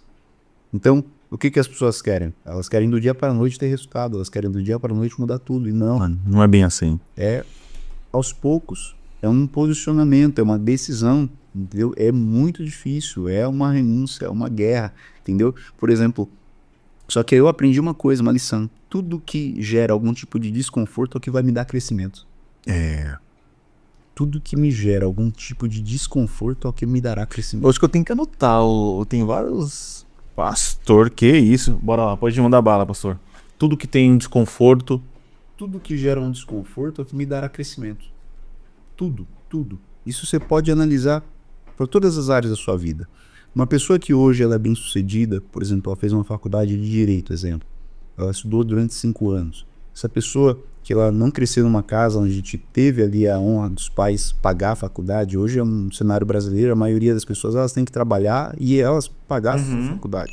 Então é uma pessoa que ela passa literalmente a maior parte do dia dela fora de casa. Estudando. Sai durante o dia, vai trabalhar, depois vai direto para a faculdade. Pergunta para essa pessoa se ela quer isso. Não quer. Entendeu? O corpo dela não quer. O corpo dela queria descansar, mas é um desconforto que alguém depois de 5 anos e vê ela formada, vê ela pegando o diploma e vai perceber, peraí, ela... Que valeu a pena. Né? Uma pessoa que, por exemplo, hoje em dia, que começa a cuidar da saúde, ela vai lá na academia, ela consegue realmente ou fazer uma caminhada e começa a criar novos hábitos de alimentação e tal. Aí chega uma certa idade, né? Alguém vai olhar e falar, poxa, por que a sua saúde está tão boa? Porque lá atrás ela teve uma renúncia, um desconforto. E na verdade o evangelho é isso, o evangelho é renúncia.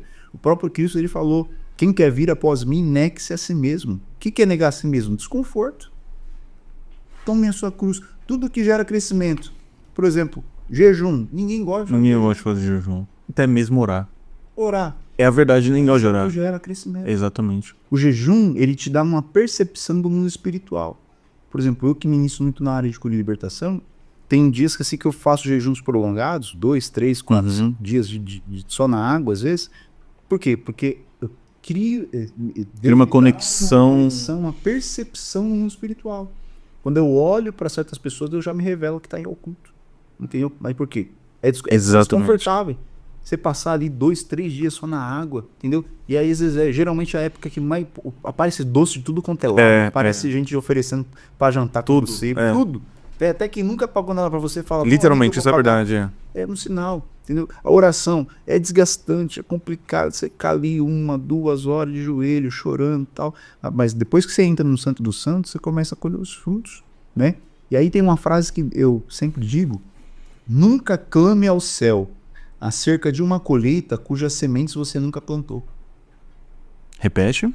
Nunca clame aos céus sobre uma colheita cuja semente você nunca plantou. Nunca clame ao céu acerca de uma colheita cujas sementes você nunca plantou. Plantou. Sabe o que é isso? Coerência.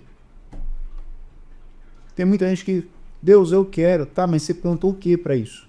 O que você fez? Isso não é só sobre financeiro, isso é para qualquer área. As pessoas, elas querem ter um nível espiritual grande, mas elas não querem investir tempo com Deus. As pessoas, elas querem prosperar, mas elas não querem acordar cedo, elas não querem trabalhar, elas não querem pegar um ônibus lotado enquanto não tem um carro bom. As pessoas, elas só querem... Isso é incoerência. Quer ver? Vamos lá no livro do Gênesis, capítulo 6, 7. Deus olhou para Noé e falou assim para Noé: constrói uma arca aí, tá? Aí a epístola de Pedro vai falar que Noé era o pregoeiro da justiça. Ou seja, cerca de 100 anos ele demorou para construir a arca. Só que enquanto ele construía a arca, ele pregava dizendo: vai vir dilúvio, vai vir chuva. Você percebe que há uma coerência? Porque não adianta ele passar 100 anos pregando dizendo vai vir dilúvio e cadê a arca? Eu não construindo a arca. Coerência. Então, ao mesmo tempo em que Noé prega dizendo vai vir dilúvio, porque as minhas palavras têm que estar conectadas às minhas atitudes. Porque as pessoas hoje, elas não veem só o que você fala, elas veem o que você faz. Exatamente. Que é algo bíblico. Jesus, ele condenava o quê? Os hipócritas, que falavam muito. E aí Jesus, ele certa feita, ele vai dizer o quê? Pelo fruto você conhece a árvore. A pessoa ela pode falar 10.000 palavras lindas, mas se você olhar para a vida da pessoa e não ver o fruto... Exatamente. Isso é uma incoerência. É incoerência. Não estou falando um momento de prova, todo mundo passa por prova. Todo mundo tem dificuldade. Mas se você olha para a pessoa, 5 anos, 10, 15, 20 anos, e a pessoa só tem um discurso bonito, mas nas atitudes dela, os frutos dela não aparecem. Vou dar mais um exemplo. O profeta Isaías. Capítulo 1 ao capítulo 5, você percebe Isaías. Ele tinha postura de profeta, roupa de profeta. Jeito de profeta. Tudo de profeta. Ele tinha um cargo, literalmente. Aqueles dias era um cargo. Ser profeta era um cargo. E ele profetizava. Se você for ver as mensagens de Isaías do capítulo 1 ao capítulo 5 do livro dele, são mensagens pesadas. Ele vai dizer assim, o boi conhece o seu dono, o jumento conhece a sua manchedora, mas o meu povo não me conhece. Era Deus usando um profeta. Só que o que acontecia? A mensagem era bonita, mas não tinha coerência. Quando chega no capítulo 6, o céu abre. E ele tem um encontro com Deus. Muda tudo, né? Muda tudo. Porque tem muita gente falando sobre Deus, mas nunca teve um encontro com esse Deus. É por isso que naquele grande dia, que Jesus vai falar? Muitos vão chegar e vão dizer, preguei no teu nome. Curei no teu nome. Curei no teu nome. E ele vai olhar e vai dizer, apartai-vos de mim, porque eu não te conheço. Porque é uma vida coerente.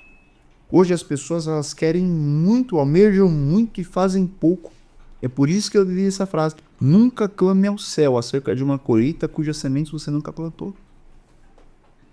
Os frutos da sua vida vão ser de acordo com aquilo que você plantar. Rapaz, isso é um podcast que eu tô aprendendo muito, hein, pastor, com você, hein? Caraca, meu. Então, a gente precisa compreender isso. O próprio livro do Gênesis vai, por exemplo, citar. Ele criou as suas árvores segundo a sua espécie. Sim. Então não adianta você... Era uma maçã. Vai nascer macieira. Não tem como. Não tem como. Você vai jorrar aquilo que você é. Você vai jorrar, você vai entregar para as pessoas aquilo que você é. Tudo na sua vida. É simplesmente... Tanto é que, esses dias atrás, alguém chegou para mim e perguntou, pastor, o que o senhor faz quando falam mal de você? Eu falei, eu aproveito a propaganda gratuita. Até porque a propaganda do Instagram às vezes está caro. Então eu aproveito a propaganda gratuita. Por quê? Mais cedo ou mais tarde, quem for de fato observar a minha vida vai ver os meus frutos.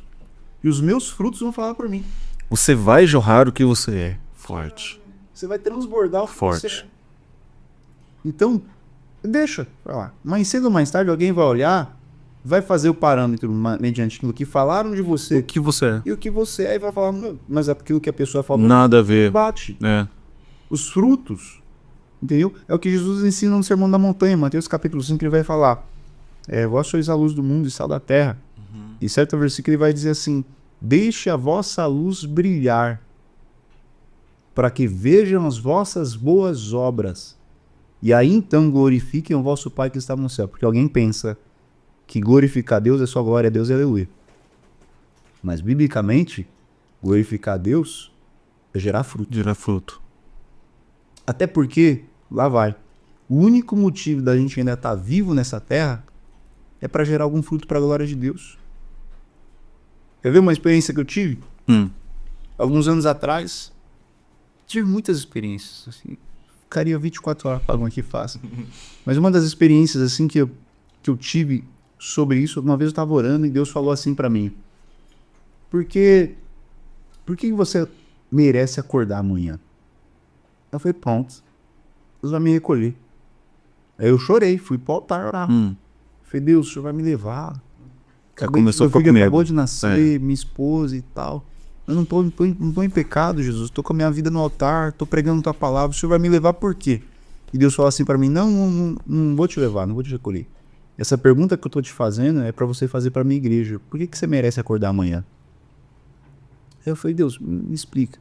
E aí ele me fez lembrar de uma parábola que Jesus conta a respeito da figueira. Era uma figueira que foi plantada no meio de vinhas, de uma vinha. Só que preste bem atenção. A vinha dava fruto. Só que a figueira já estava 3 anos sem dar fruto. O normal para uma figueira começar a dar fruto são 2 anos. Só que ela já estava 1 ano atrasada, ela já estava com 3 anos. A pergunta é, o problema é a terra? Não. Figueira. Porque ela está na mesma terra que a vinha e a vinha está dando fruto e ela não. O problema está em quem? Na figueira. Figueira. Aí quando o dono da terra chega, diz as escrituras, que ele chega e fala assim, arranque essa figueira daí. Porque está ocupando a terra inutilmente. Porque o único motivo da gente estar ocupando a terra é para dar algum fruto. Senão o dono da terra vai olhar e vai dizer, vai ficar fazendo o que aí? Só trabalhando? Tá. Mas cadê o fruto para minha glória? O que a sua vida está gerando de valor para outras pessoas? Porque a nossa vida tem que gerar. Exato, transformar Alguém. a vida das pessoas. Alguém, né? Aí quando o dono da terra decidir falar assim, arranca essa figueira daí.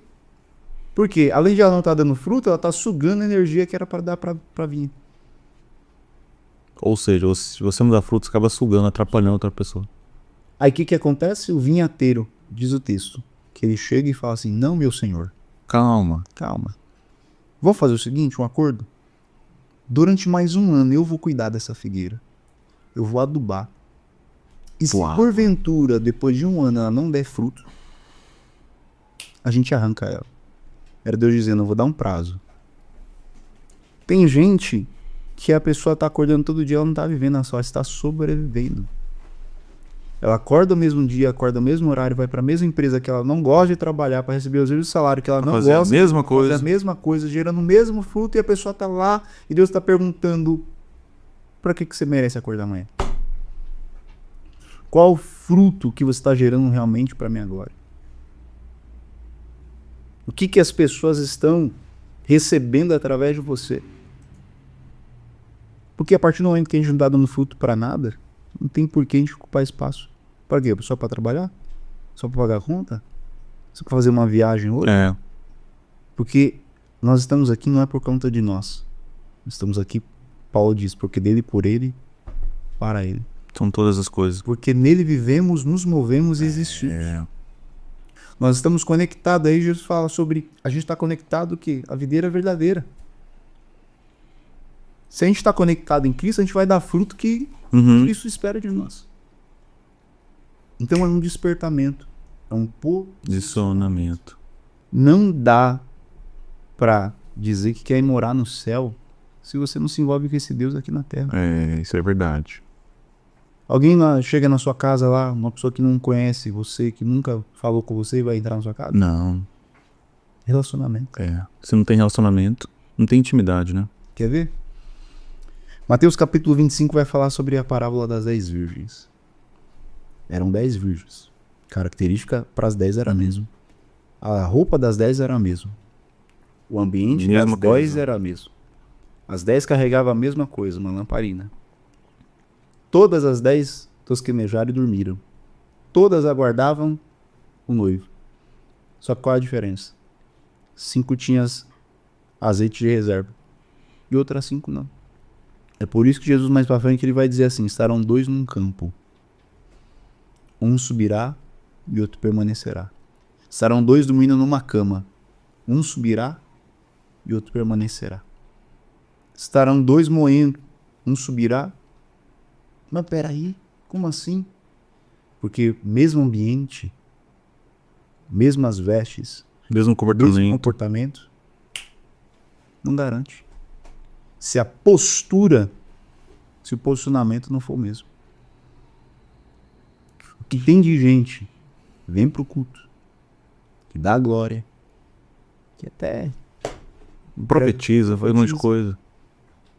Esse episódio tá sendo diferente, tá? Eu tô muito pensativo. Você percebe que eu tô mais calado. Só tô anotando, aprendendo, olhando, porque são coisas reais que você fala, que a gente tá abordando aqui, né?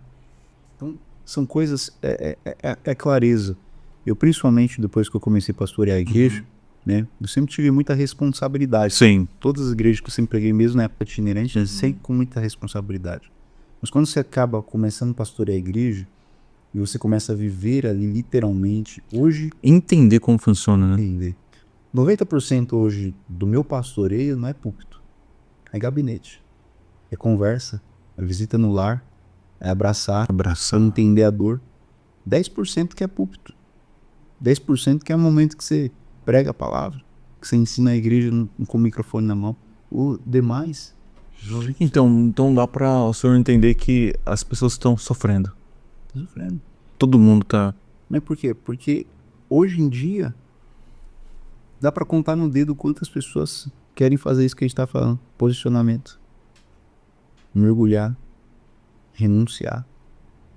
Então as pessoas hoje elas estão tratando uma igreja de Cristo em muitos lugares como se fosse apenas um momento de descontração.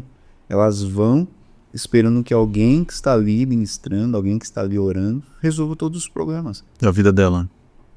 E não é assim. A salvação é individual. E requer um posicionamento também individual. Porque se a gente não se posicionar, não tem como ver a glória de Deus. Pastor. Não tem como ver a glória. Não tem como. Viu? Eu me lembro que muita gente às vezes olha e fala assim, nossa, pastor, essa área de cura e libertação, né? É uma área tão bonita, que as pessoas olham e conseguem enxergar o mudo falar, o paralítico andar. Né? Tem um vídeo aqui que é, inclusive, de uma irmã da nossa igreja lá, que logo quando eu cheguei e comecei a pastorear lá, segunda semana, Deus falou para orar por enfermos. E essa irmã, ela estava com a rótula do joelho totalmente estourada. Nossa. Era caso de cirurgia. Uhum. E eu tenho um vídeo dela aqui. Deus me mandou descer do altar, colocar a mão na cabeça dela. Ela começou a marchar. Essa mulher marchou no meio da igreja. Foi curada. E foi curada na hora. E ela contou testemunho pra igreja. Irmãos, não preciso mais passar por cirurgia. Estou curado. Glória a Deus. E foi algo sobrenatural. E às vezes as pessoas olham o quê? O resultado. É lindo. Você vê um paralítico andar, você vê... Teve um outro irmão lá que ele estava há 6 anos, ele não ouvia absolutamente nada. Não nada. Ele ouvia alguma coisinha com aquele aparelho ali. E eu me lembro que acabou um culto ali, e esse irmão foi pedir uma oração, e nem era por conta da audição dele. Era um problema que ele tinha na mão, ele pegou uma bactéria nas mãos, né? E ele pediu oração para mim, que ele tinha tomado 14 injeções nas mãos e não tinha... Nossa, 14? 14 injeções nas mãos e não tinha resolvido a bactéria, né? Eu coloquei a mão na mão dele, peguei na mão dele, ungi ele com azeite, falei, tá repreendido esse mal. Só que na hora eu não tinha percebido que ele tinha os aparelhos, tinha acabado de chegar na igreja, né? E eu, depois de orar pela mão dele, eu perguntei, o que é isso aí de sua vida? Ele falou, pastor, eu não ouço nada, sem isso aqui eu não ouço nada. Eu falei, então você crê? E foi até uma cena engraçada, porque o culto já tinha acabado, a nossa mocidade estava me esperando atrás de mim para uma reunião depois do culto, e eu aproveitei e falei, então vamos orar? E ele falou, vamos. E na hora que eu comecei a orar, eu senti a presença de Deus, a virtude do Espírito Santo descendo aí no nosso meio, e ele começou a chorar ali naquele momento. Eu falei, terminei de orar, falei, tira agora esse aparelho. Na hora que ele tirou um, bastou. Eu falei, pode tirar o outro agora. E voltou, ele testificou na igreja, né? Foram 6 anos que eu não conseguia ouvir sem esse aparelho. Eu só ouvia bem baixinho com o aparelho ainda. Agora eu tô ouvindo normalmente, perfeitamente. Toda a minha audição foi restaurada. Então as pessoas, elas olham a questão do resultado, e o resultado realmente é lindo, o resultado é maravilhoso. Mas para você chegar nesse resultado, é um posicionamento, é uma renúncia, né? Quer ver? Lá vai. Você pega 1 Samuel capítulo 16, você vai ler aquele texto maravilhoso, né? Deus olha para Jessé, Deus olha para Samuel e fala assim, vai até a casa de Jessé o belemita, porque lá já separei um novo rei para Israel. A primeira coisa que que Samuel faz ao chegar, ele pega o seu pai, Jessé, e pega ali os filhos de Jessé, e eles fazem um trabalho chamado santificação. Deus deu a ordem. Chega na casa e santifica-os. Olha bem. Depois de santificar toda a casa, isso Davi não estava presente. Ele olha e ele vai tentar ungir o rei, o filho mais velho. Só que Deus olha para Samuel e fala assim, você está olhando para a aparência, eu vejo que está no coração. Não é nenhum desses aí. Passam-se os 7 filhos de Jessé. Aí tem aquela conversa que a gente sabe. Acabaram-se os mancebos. E aí Jessé fala ainda, tem o menor. O menor, a palavra é menor ali no hebraico, significa o desprezível, o insignificante. Né? Então manda chamar, porque ninguém vai se assentar enquanto ele não chegar. Aí tem um parênteses bem interessante, porque o texto vai dizer, Samuel não falou que ninguém vai se assentar? Sim.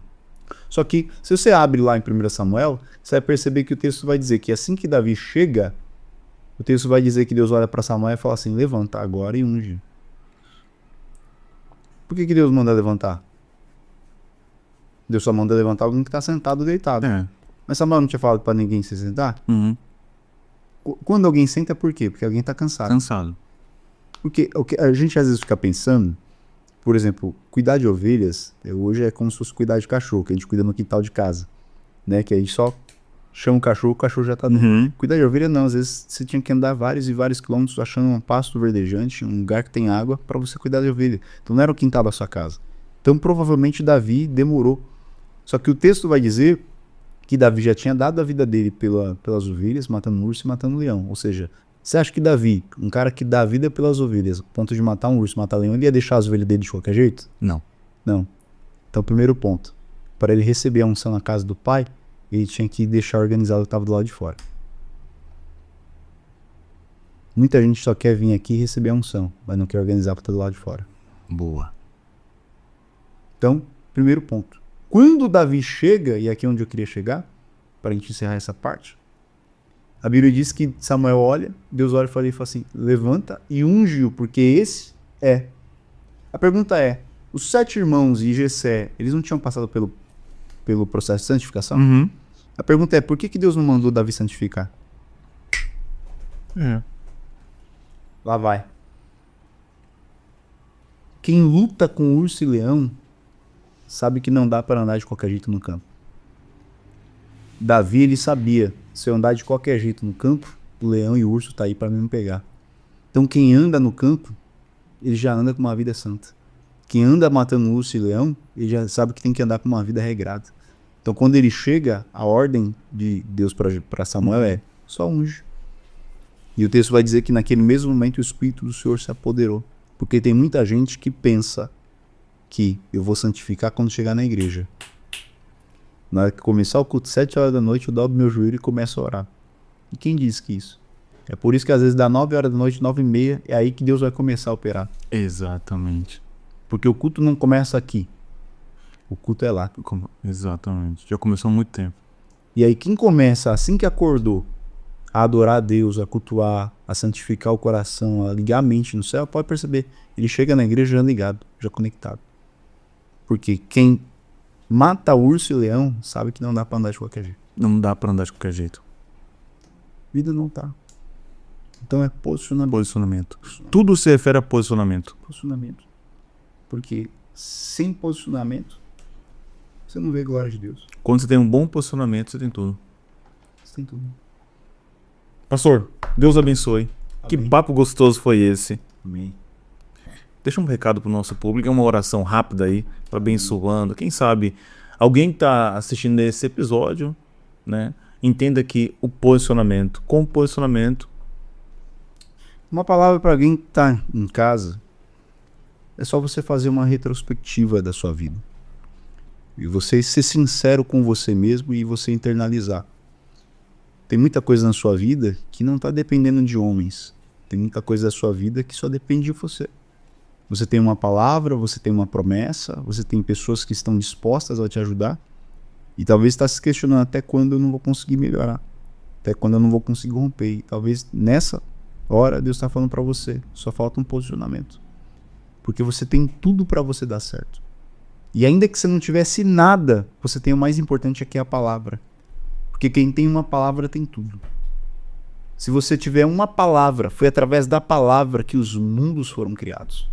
É através da palavra que tudo permanece do jeito que está. Então a palavra ela tem um poder imensurável. Então se agarra na palavra, se posiciona em cima dessa palavra que você recebeu. Então tem muita coisa que vai começar a mudar quando você tiver essa autorresponsabilidade. Desperta o dom que há em ti. Quando você entender isso, você trazer essa autorresponsabilidade para você, pode perceber. Em poucos dias, sua vida vai mudar. Tem coisas que agora você já pode começar a mudar. Ao invés de você chegar à noite e você ligar uma televisão, nada contra. Desfrute também. Mas experimenta. Tirar 1 hora de joelho. Experimenta a partir de amanhã, né, que amanhã já começa um novo dia. Exatamente. Um novo mês. Experimenta. Você colocar um período de oração todos os dias. Você cuidar melhor da sua saúde. Você ter um tempo melhor de qualidade com a sua família. Deixa eu falar um negócio.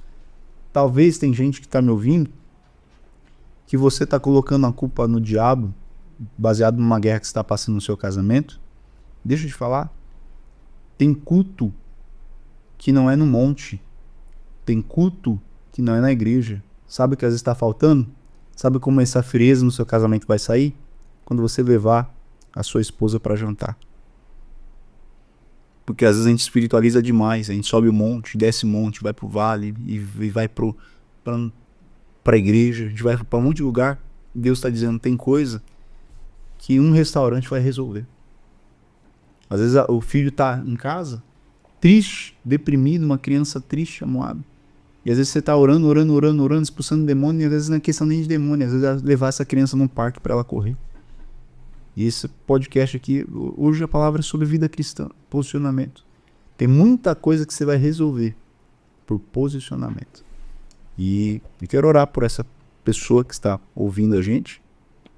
E eu creio que Deus vai alcançar essas vidas aí. Amém? Amém. Você que está em casa, eu creio muito, muito, muito no poder da oração. E eu abro um parênteses aqui só para encerrar no último testemunho. Eu me lembro que alguns anos atrás, logo quando começou a surgir o WhatsApp e tal, teve uma pessoa que chegou para mim e falou: ó, tô com uma pessoa da minha família internada, tá na UTI, o médico já desenganou. Eu falei: vamos orar por ela. Onde é o hospital? Eu falei: pastor, não dá pro senhor não, é lá no Nordeste.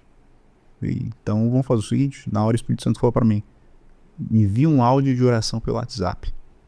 Fala para a pessoa entrar no quarto de UTI e colocar em cima dessa pessoa que está deitada para ela ouvir. Ela estava desacordada. Eu obedeci o que Deus falou. Eu fiz um áudio de oração de mais ou menos uns 2 minutos e falei: fala para a pessoa que está perto dela colocar nessa pessoa que está no leito. No dia seguinte eu tive a resposta. A pessoa, médico até hoje não sabe dizer. Nossa. A pessoa saiu da UTI no mesmo dia. Tá curada. Foi curada. Foi liberada. Esses dias atrás, na tarde da benção, acabando a tarde da benção aqui na sede, uma das irmãs missionárias, Marisete, né? Todo mundo conhece aí. Uma irmã do fogo. Não toca nela não, porque ela tá no valor é ligado. E essa irmã, ela tava numa ligação, ela me viu ali na hora, ela tava com uma irmã na Espanha. E aí eu, numa ligação ali, eu comecei a orar por essa irmã da Espanha e Deus começou a me revelar algo. E na hora, na ligação, Jesus curou ela lá na Espanha. Então eu creio muito no poder de Deus, que Deus vai usar essa tecnologia e muitas vidas serão alcançadas. Então você que está em casa hoje com alguma enfermidade, com algum nódulo, com algum problema, seja de saúde física, emocional, ou quem sabe até prisões emocionais, prisões espirituais, eu creio no poder do nome de Jesus, que depois de hoje essas correntes vão ser quebradas. Amém? Eu quero orar por você.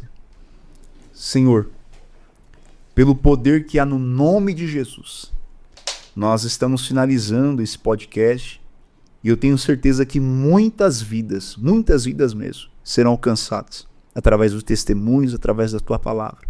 Mas agora, nesse momento, eu quero interceder por esta família, por esse lar, essa pessoa que vai me ouvir, Senhor, ó Pai, que ela seja alcançada pelo Espírito Santo. Eu quero repreender toda a enfermidade.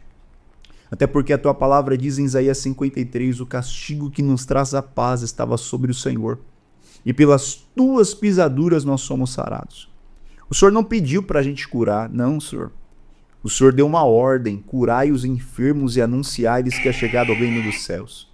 Senhor, eu quero interceder por esta família agora e eu quero te pedir que o Senhor alcance lá esse lar e que todas as correntes e cadeias sejam quebradas. E eu ministro uma palavra profética dizendo: seja livre, seja liberto, para viver uma vida plena em nome de Jesus. Amém. Amém. Gente, esse foi mais um episódio do ResetCast. Primeiramente, quero agradecer o nosso pastor presidente Samuel J. Marques e a nossa pastora Ana Miriam Foresto. Pastor, Deus abençoe. Siga aí nas redes sociais, passe aí as redes sociais. @Victor Barros Oficial. Meu Instagram, só tem Instagram só, né? Eu tinha Facebook, mas eu Parou. Cancelei. Só tô no Instagram e temos ali alguns trabalhos. Vamos começar ali alguns trabalhos. Convida para sua igreja, pessoal. Sabe o endereço de cor, pastor? Sim, é Rua Serra do Voturama 146, Jardim Rosemary, aqui em Itapevi. Irmãos, eu coloquei ali como terra do milagre. Quem pisa naquela terra tem vivido o extraordinário de Deus. Terças, quintas e domingos, né? Os cultos maravilhosos. E debaixo da bênção do nosso pastor presidente, temos prosperado. Amém? Deus abençoe, Alisson. Amém, pastor. Obrigado pela oportunidade, pela confiança no meio de tantos e tantos homens de Deus. Isso, meu irmão. Vocês lembrarem de nós, é uma honra. Amém? E eu tenho certeza, não apenas o meu desejo, mas também a minha oração, que vocês cresçam muito e alcancem muitas nações em nome de Jesus. Em nome de Jesus.